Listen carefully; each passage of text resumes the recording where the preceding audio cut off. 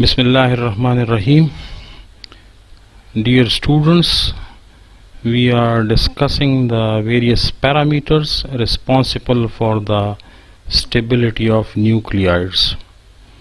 In this connection, we have already discussed in the previous lecture two important parameters: the odd and even nature of number of neutrons and protons, and neutron to proton ratio. And in today's lecture I will talk about the binding energy, the mass defect, and how can we calculate the binding energy from mass defect values. And then we will talk about the binding energy per nucleon and its significance, and then the binding energy curve and some of its applications. At the end I will summarize the whole discussion. Hopefully at the end of this lecture you will be able to appreciate the concepts of binding energy and mass defect, and you will be able to calculate binding energy from mass defect and draw useful conclusions from the binding energy curve. So let's start with binding energy. Now, binding energy is basically the energy required to split a nucleus into its constituent protons and neutrons. I can also say that it is the energy released when a nucleus is formed from certain number of nucleons. Now this binding energy is basically the energy equivalent to mass defect of a nucleus. Now what is mass defect? It has been observed that the mass of a nucleus is always less than the sum of masses of the nucleons, and this difference in mass is termed the mass defect.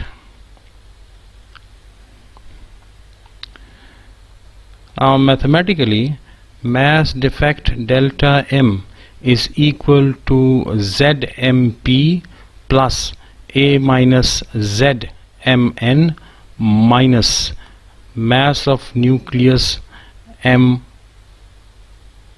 prime, where this Z is the number of protons and this A minus Z is the number of neutrons, and MP is the mass of proton, which is equal to 1.0073 AMU and 1.673 times 10 to minus 27 kilograms, whereas Mn is the mass of neutron, which is equal to 1.0087 AMU and 1.675 times 10 to minus 27 kilograms. So if you want to determine the mass defect of a nucleus, then you need the following informations.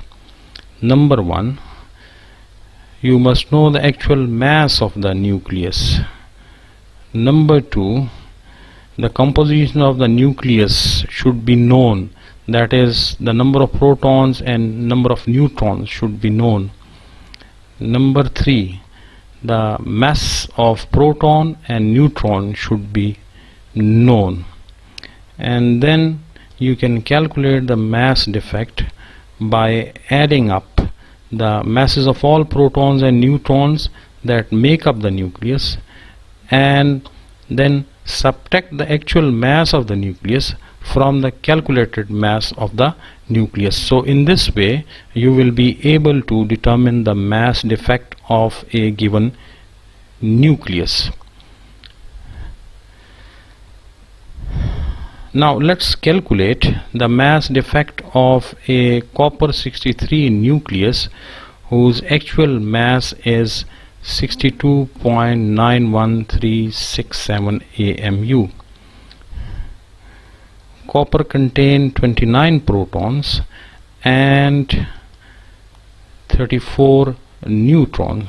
So from these two values and the masses of proton and neutron, we can calculate the theoretical mass of the nucleus. And then we will subtract the actual mass, that is 62.91367, from the calculated mass, that is 63.50590, to find out the mass defect delta M. And in this case the answer is 0.59223 AMU.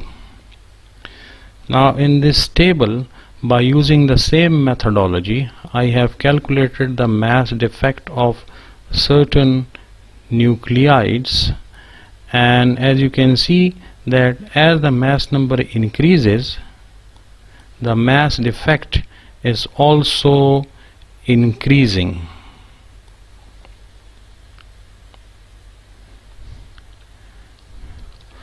Now how can we calculate the binding energy from the mass defect?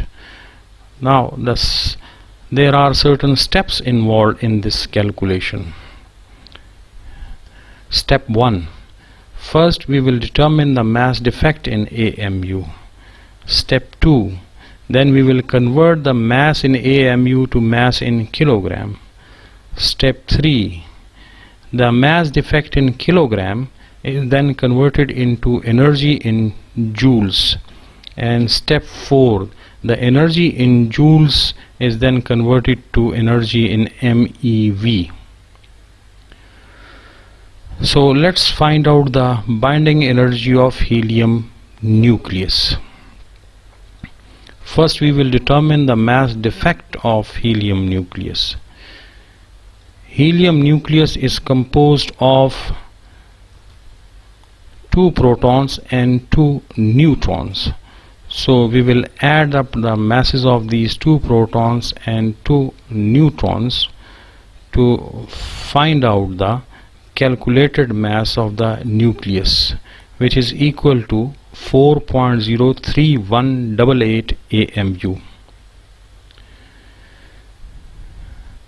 The actual mass of helium nucleus is 4.00153 AMU. Now we will find out the mass defect by subtracting the actual mass of the nucleus from the calculated value, and the answer in this case is 0.03035 AMU. Now in the second step we will convert mass in AMU to mass in kilograms by using this relationship. 1 AMU is equal to 1.66 times 10 to minus 27 kilograms. We will multiply 0.03035 AMU with 1.66 times 10 to minus 27 kilogram divided by 1 AMU. AMU cancels out with AMU and we get the final answer as 5.04 times 10 to minus 29 kilograms. In the third step we will convert this mass defect in kilograms to energy in joules, and for this conversion we need the Einstein equation, E is equal to mc square. So we will multiply the mass defect in kilograms with velocity of light squared. After multiplication we get 4.53 times 10 to 12 joules. This energy in joules is then converted to MeV by using this relationship, 1 eV is equal to 1.60 times 10 to minus 19 joules. We will multiply the energy value in joules with 1 eV divided by 1.60 into 10 raised power minus 19 joules. The joules cancels out with joules and we get the final answer 28.3 times 10 to 6 electron volts. This value can be converted to MeV by dividing it with 10 power 6. So the energy value in MeV is 28.3. So the binding energy of an alpha particle is 28.3 million electron volts. The mass defect in AMU can be directly converted to MeV by multiplying the mass defect with 931.5 mega electron volt per AMU. So when this relationship is used, again we get the same answer, 28.3 mega electron volts.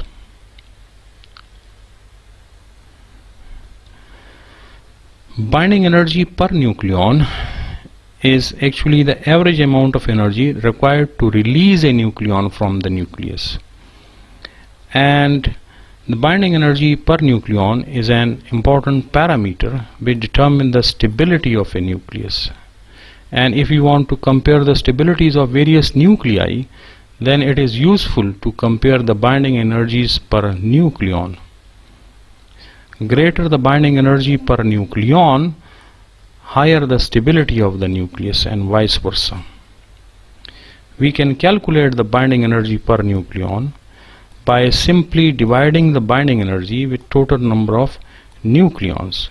Now for example, the binding energy of helium nucleus is 28.3 mega electron volts.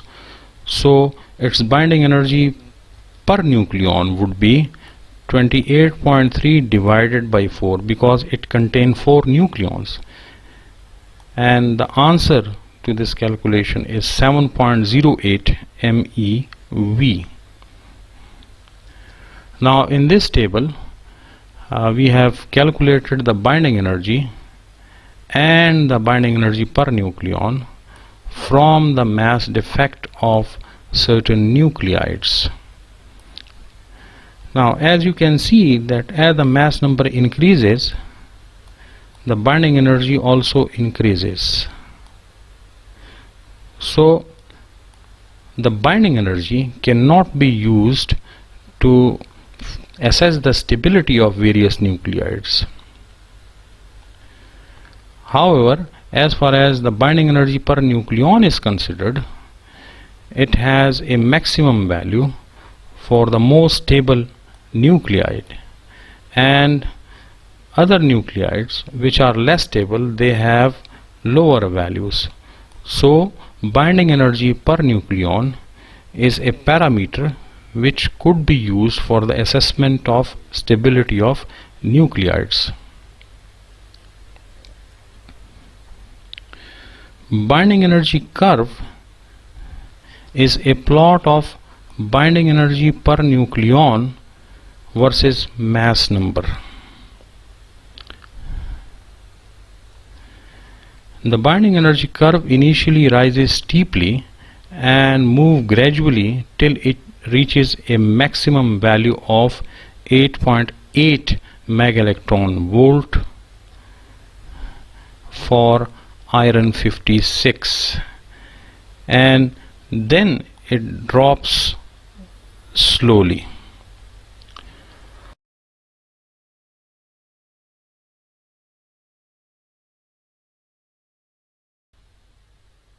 For lighter elements like helium, carbon and oxygen, there are certain peak maxima which indicates the higher stability of these nuclides as compared to the other neighboring nuclides. And these nuclides, they do not contain any unpaired nucleon, and they have even number of protons and neutrons, so they exhibit higher stability as compared to other neighboring nuclides.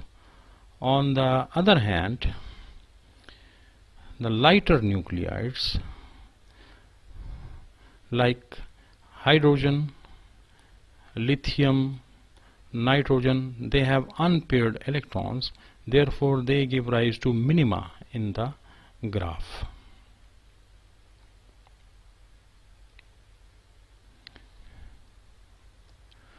The most stable nuclides are present in this region, and this region is basically the region of nickel, cobalt and iron. So these nuclei, they have the highest binding energy per nucleon values, and they are the most stable ones. Now we can draw certain conclusions from the binding energy curve. A. Binding energy per nucleon values are generally low for nuclei with A less than 30. B. Nuclei of intermediate masses, that is from 30 to 170, have binding energy per nucleon values between 8 to 8.79 MeV, and these nuclei are the most stable ones. The maximum value 8.79 MeV is for iron 56. C. The curve drops slowly to about 7.6 MeV at higher mass number. A is equal to 238, that is for uranium, and these nuclei, they are energetically, they are unstable. Now what is the significance of this binding energy curve? Binding energy can be used to assess the stability of various nuclei. Higher the binding energy, higher the stability, and vice versa. The binding energy curve can also be used to predict whether a nucleus will undergo fission or fusion. As I have already mentioned that the most stable nuclei, they are present in this region. So the heavy nuclei, they increase their stability by splitting are undergoing fission and form nuclei with small mass number values. On the other hand, lighter nuclei, they increase their stability by fusion, and two similar nuclei, they fuse together to form heavy nuclei which has much more higher stability than the parent nuclei.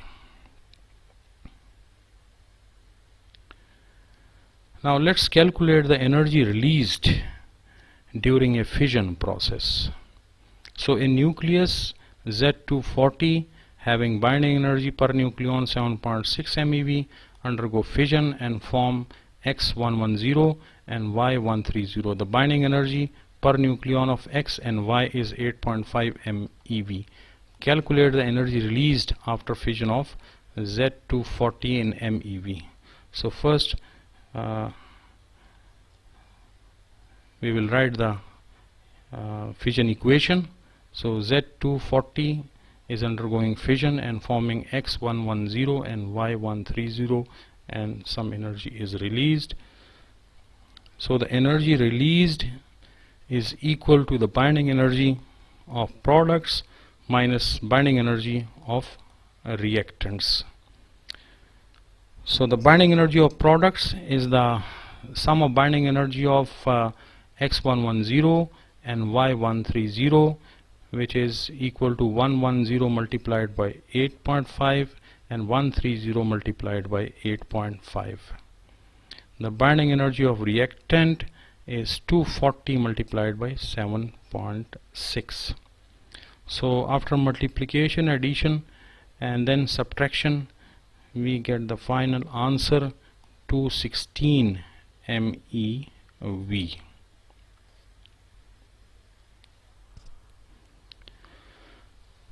Now the summary. Number 1, mass defect of a nucleus is the difference between the total mass of a nucleus and the sum of masses of all its constituent nucleons.